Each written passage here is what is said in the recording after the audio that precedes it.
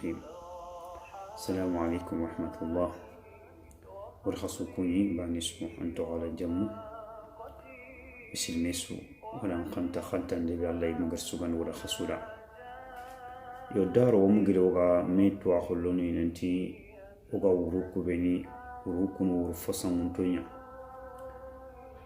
يو الله سبحانه وتعالى أي سوغان ديني أي تغاني أي سوغان ديني كما يمغر كون ولا مخومبه لنكي وتاخني kebe aya gani misilme suganta khawanti jikken baka Allah ya subhanahu wa ta'ala safe meri kube ni kute o susu kute o fosur no kube ni kute igi yille kata Allah ya subhanahu wa ta'ala fasoro ro akhini yogoni do kapalle mo yogoni igana uro dinan no ko igi sigiti dinan na soro yogoni har say fini sobotena nanti danna kati akhani dunyan sersire ageni kundu imma ya kharahun kara wuyugo karano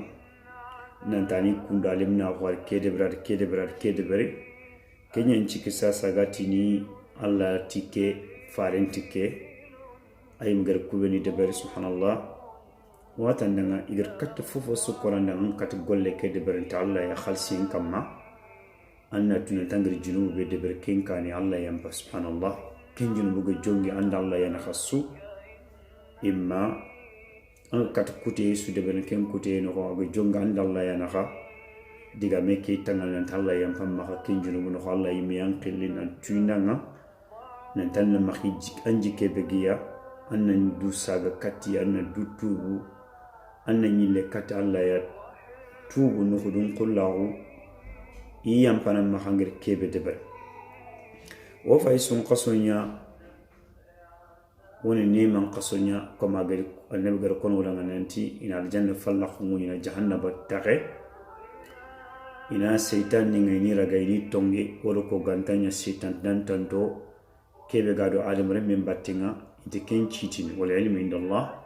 har to anu famu nanti ite oga sitin de be famu ken citin de fet wanu woni lor kundun kha النبي عليه الصلاة والسلام أحاديث كسبت ننتي جوم ngol nyanganu kha jom koy khabeniga Allah kutana khana wasekundu khana wara sasa udiga meke o mugiri daru wala ko nanti oga wurro kutunteke soro yoguni lere bani no makingam pasu wurro kutunteke uro mumanchike tuwanu il khano danga uro ke kona kebe gobondano ko nan cigi fare hadise kerkenya koyan na Allah kitabin qara nan cigi nan challi na Allah kitabin qara nan duwa to wonu kenya wor fo gebe an kawante kebe de berne wuro ke movement po gebe kenya nan challi an nanani kengam katto mon ma hanna Allah kitabin qara an duwa yoni wor nan ti domba sunte an sadaqa bagandano ko kha afki be ni fo qualité ni kenya nan challi na Allah kitaben qara nan duwa irka muram mahuru ke fo gebe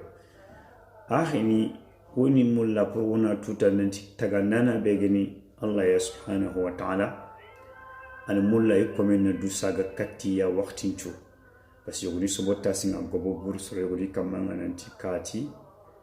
alo kati do kati yanti sik dinanga arkedeber wati inshallah maka jigirin kuti baka Allah ne ma salangiri deberi ango tubi su akhulle ganchunde men no tan tubiya an takhile ne katken golle o metan takhile rangalla kutana parce que no kha an takhile ne kat Allah kuti ke bangeni an takhile ne katken Allah yam pamma subhanallah aga jongini anda Allah ya nakha subhanallah parce que yoguni tirnini munanti kute yogina de benanti ayi ndokke be gebere do mi est ce na kono dang bananti ndikke de bara falle mo atande ngam maha kono dang nan tan de de bara falle du saga kata Allah ya pasanda Allah ya butundi du saga kata Allah na tubi anna nimis anani nganda susim po khore en tanger kebe de bare vraiment amogema Allah ya agam makanen tan takhile ne katte ya khulle su taga nananga yampana ma agaran chuturkha يوم القيامة كوتا أي سترة كتوقان كما ون الله ترينكا دومي أجر وسنيا مركبة ونا ترينكا دومي ونسون قصون نتامل لغرونتونيا دوا ونغبوند أنجر كيبي دبر أغاند الله نخان جنوبو أغو خورو في الكابينيان أغان الله تريندي nantana nyampam maka yampana maka anga biren anga mukarsu Allah yampana maka anga karfil kapini Allah ganti yampana maka khambiran tawo ken khonchu angana dusa ga kata Allah isu Allah na antu bukera gana wana Allah terinka aga gango be aga tangani linke dan kendo misil mesu nantu wana nyile kati wana terinka maka jigilin kuti bakalla ne manga ancha da khani ngobon anduwa woni ngobon an khafrigesi ngobon an astaghfirullah ngobon angere kebe deber aga jongin andar la naka gana kebe ga jongin ando telefoni naka kenke ferente itriki ngaqe mbagam maka ando ken kama ngam yam me mak bre no ko khagana karasu allah haqqi mutahakkam subhanallah famu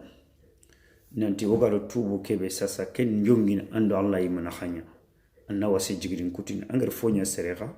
anna yille kata kama ana bure nyagin afere nyagin atiyu nyagina na dusa kata kama nganda na kama na maslaha na jalawge salangam kat kende berang tahu no kusu angger bononti anna daga na to ke surnu na tangere kebe kwa falla muto muko anna khafra gesi muralla Allah da yampama wala la teringa gafube kon gango be ga tangani nkedan kendo misil mesu wala Allah teringa subhanahu alladhina asrafu ala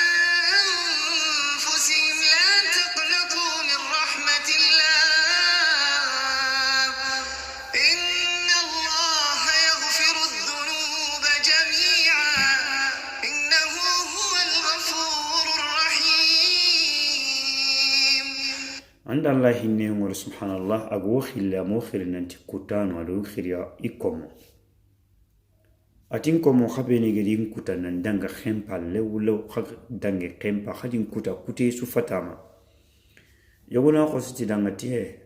أنت تو أغني محمبانا ولا أغني يخانا ولا كي كتر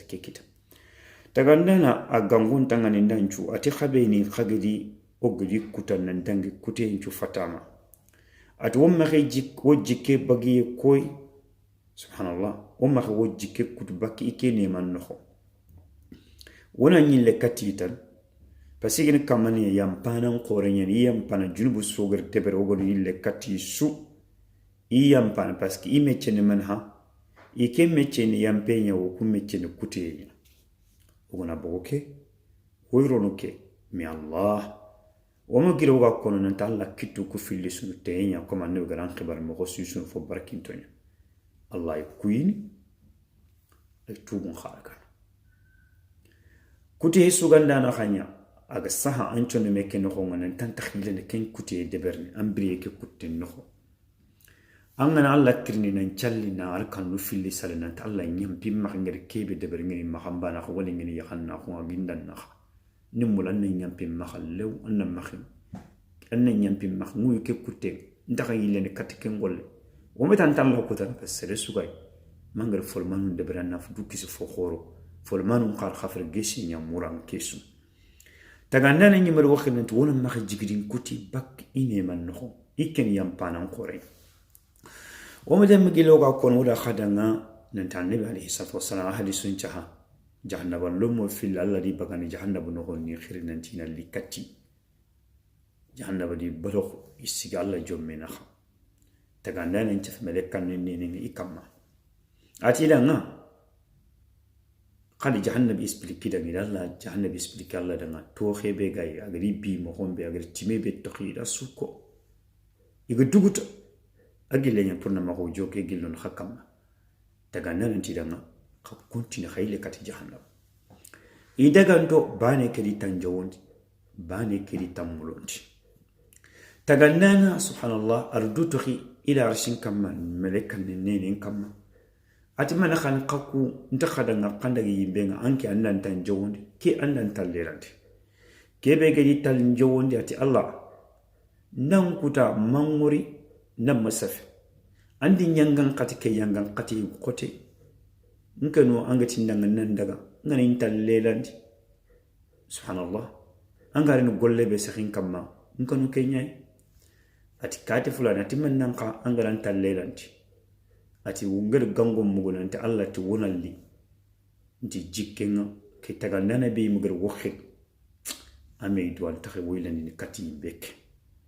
taga nananti andurangaran jikke keberin kamma adan kembe go kon sasa nyamba khasuma khadagro ngal janna no subhanallah yeda kon wodanga nanti wona mak jignin kuti bakki ine man no abadan ande Allah war yampanan khorenyen ogar junubu su deber kengen ko dur khoto ninke adan ke andu tawhid nan karangal junubu be deber khafr geshi mur Allah anta khonte an ciginte annat Allah yampimma Allah subhanahu wa ta'ala gar kanu fili sall Allah da angar dusa ga kat Allah ya kinjinu gandalla na Allah yampamma mahi le kat ayampamma bale fere angar kebe deber fo manyente fo nyokunto hadru munya honkane ayila nyani ino ko fo sire adangandangani subhanallah kingan ko raay ke fam kani una wasebi jawngilo ndo rakhakam Allah do khirna to mak jigidin kuti serebe tan ganan miso kinjinu bo ngadar la nakha al khiyamam kota Allah ganan lu dal jan am sembe ngalla ya raga telaro yimbe nati danga anyanti yampal mak mak pasal du saga kati ankembe anga jigidin kuti ine man no khonati iranti yampal mak ifa daga akelo dal jani fa lu yimbe Allah ga fube bakke Allah ga nokis